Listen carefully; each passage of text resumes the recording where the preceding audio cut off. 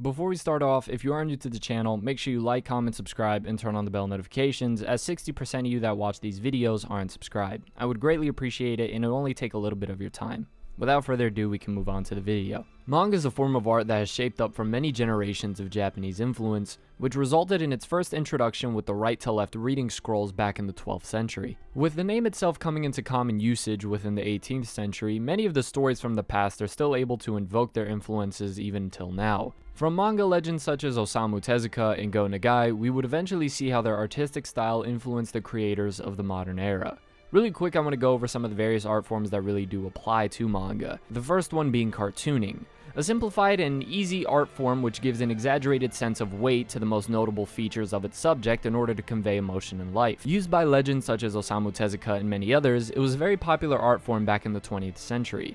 Then we have paneling, a technique which dictates the expressfulness and pacing through multiple frames drawings of a manga. It is a very underappreciated factor when it comes to the flow of the narrative and the picture of events.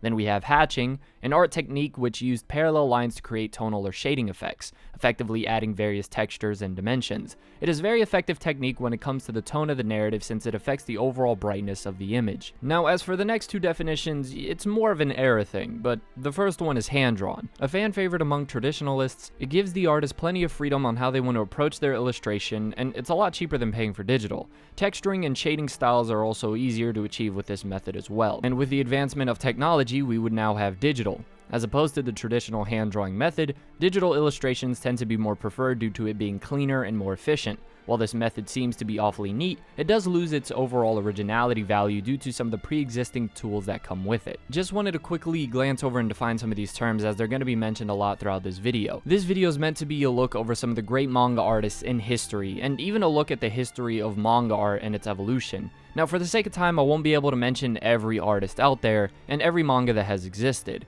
If not in this video, I hope to go over some of the best artists I've seen in the medium, looking at the different things they do and some of the ways in which they have inspired and evolved the level of which manga is portrayed through art. So really quick, I want to give some honorable mentions to Ishida, the author of Tokyo Ghoul, a master of giving outstanding emotion and resounding thematics while depicting black and white through his artwork, as well as Toshio Osako, the author of Usugoi, who showed incredible evolution as an artist. I haven't fully read Usugoi yet, so I couldn't give more of a vivid description of Osako, and as for Ishida, I just needed to save time, but they are easily both amongst the greatest artists of all time. Now, the trickiest part was deciding where I wanted to start this video and where I actually wanted to leave off.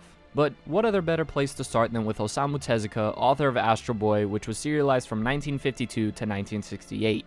Even though manga has existed way back in the 12th century, I think it's the best place for us to start with Osamu Tezuka, the great-grandfather of manga, known for his works such as Astro Boy and Dororo. Now, Tezuka needs to be credited for the creation of many manga throughout his career. Now, when it comes to his art style, it can be seen as the fundamental and foundational form as which he uses a cartoony style in which he uses pure black and white tones to help create a sense of movement and direction. He would also use a fine balance of gray tones in order to help what's necessary to stand out. There's really not much other to say than it was simple, effective, and it was way ahead of its time. Another incredibly influential mangaka of the earlier era is Go Nagai, the author of Devilman. In contrast to Osamu Tezuka, Go Nagai was a lot more chaotic and a lot more messy in the way he portrayed his artwork. Still having a bit of the cartoony appearance that was common in that time of manga, he added a lot more violence and a touch of realism and brutality with his art.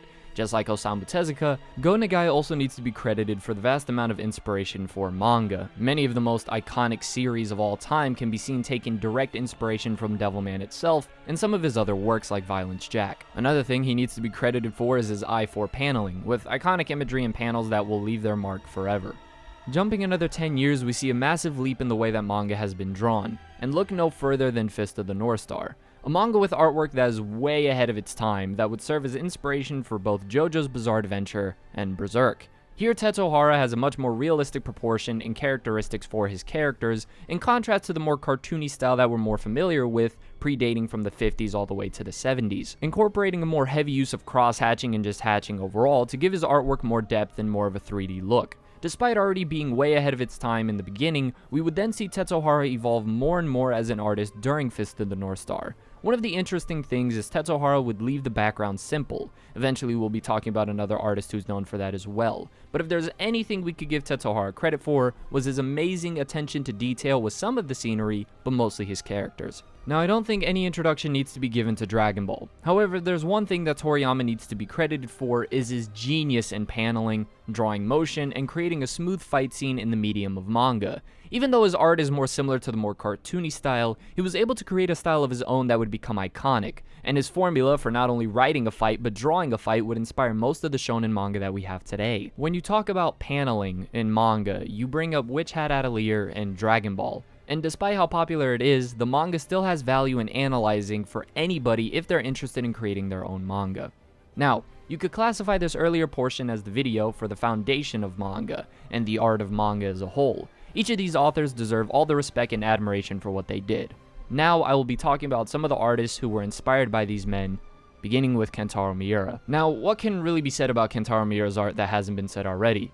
Considered as one of the greatest manga artists of all time, what's impressive about Miura is his evolution as an artist. Starting off around the same time that Fist of the North Star was ending and while Dragon Ball was still going on, Miura's artwork early on was impressive, but still wouldn't come close to what he would produce later on in Berserk. Taking inspiration from Tetsuo Hara and also Go Nagai, Miura is a master of hatching and cross-hatching, having the ability to depict black tones and impressionism with his characters almost better than anybody. Whether talking about fight scenes, neutral scenes, symbolic and abstract concepts, or even comedy and romance, Miura truly showed that he was a complete artist, drawing some of the best character arc as well as scenery in manga history. There are so many iconic panels in Berserk, it's almost ridiculous. But this wouldn't be a good segment on Kentaro Miura if I didn't bring up his insane attention to detail. Miura's obsession with making every panel exactly like he wanted is the exact reason why people praise Berserk's artwork. He has shown his talents in the traditional format, capable of drawing dark scenes and environments as is shown in the Conviction arc, but would also depict a great fantasy setting once transitioning into the digital medium in the modern era. Sadly, recent news in the wake of his passing revealed the health condition that Miura was suffering from,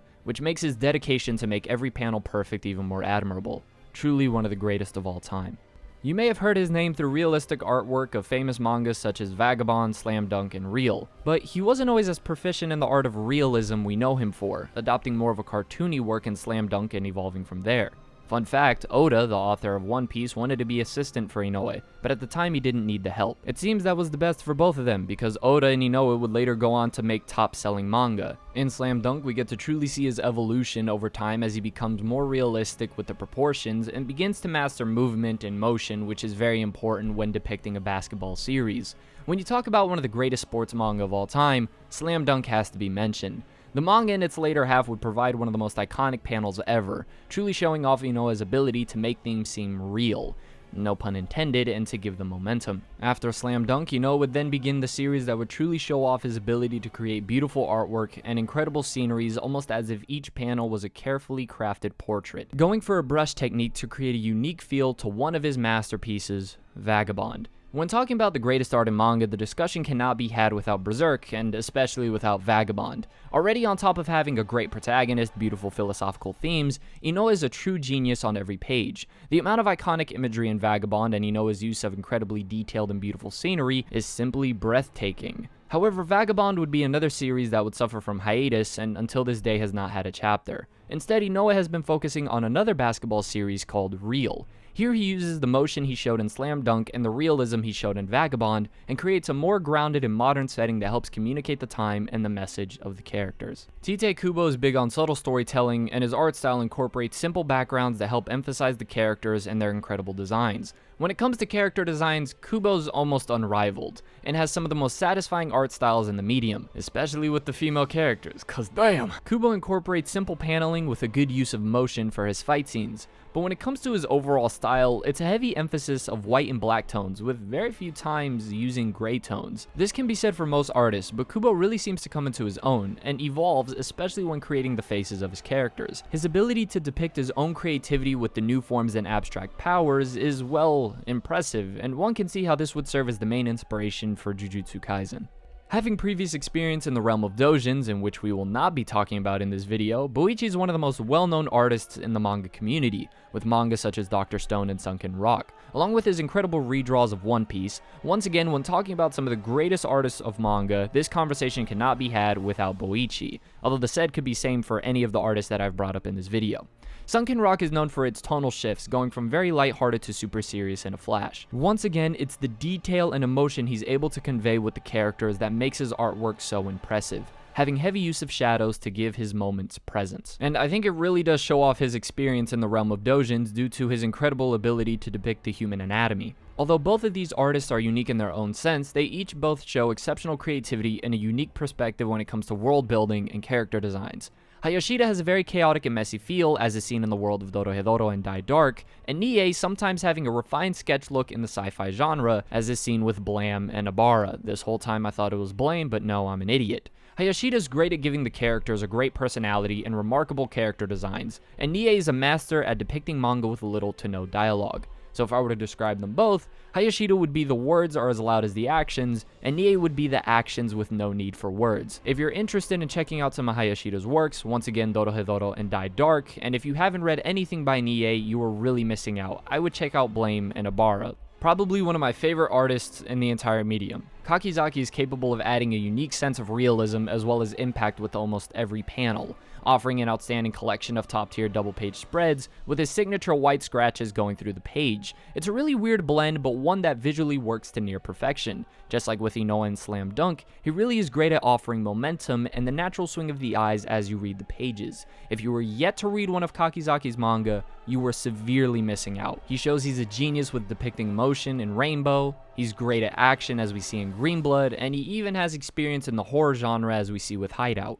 This segment is going to be pretty difficult to talk about, but Asano is a brilliant blend of cartoony characters set in a realistic world, and this does not only speak to him artistically, but as a pretty vivid description to his stories as well.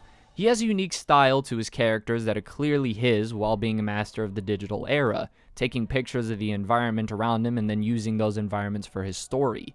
Even with his other works outside of Punpun, where he primarily uses an abstract ability to give depression form, there is truly a feeling of despondency and bleakness to the world of Asano. In other words, just by opening one of his manga, you can already feel the impending doom just from the art.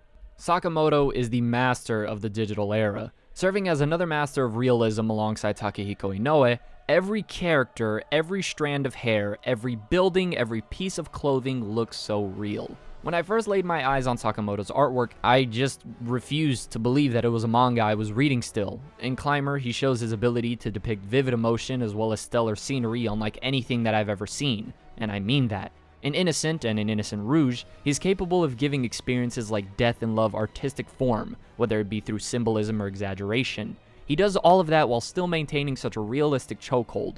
It made me feel as if I was reading something out of a history book with pictures that were actually taken. Yusuke Murata is truly an animal of his own with an eye for the appealing and perfect execution of perspective, composition, and a unique and satisfying look to his characters. There is an attention to detail despite maintaining the cartoony look that is foundational to manga as a whole. Murata has countless shows of panels where he depicts his ability to draw something that looks so real as well as something of the fantasy realm in a way that leaves you speechless. It almost seems that he uses the right amount of shadow with every character and the right amount of thickness with every single line. When you see a piece of artwork done by Murata, you know it's his even though he's drawing a character from a completely different series. Not always relying on a rough look that may come with hatching, but of not always having a smooth feel to the things he depicts. Now, I didn't really know what kind of outro I wanted to do with this video, but hopefully you enjoyed this brief look at what these artists have to offer. In this video, I really wanted to show the evolution and inspiration that comes from a few people as well as the natural progression throughout the history of manga. Even though the story and the dialogue matters, I think an author's ability to visually communicate said things are equally as important. Whether it is through insane realism, and sometimes a dark world, or through a more inviting and cartoony format. What matters is that these stories can leave a lasting impact just from what we see alone. And that is the art of manga.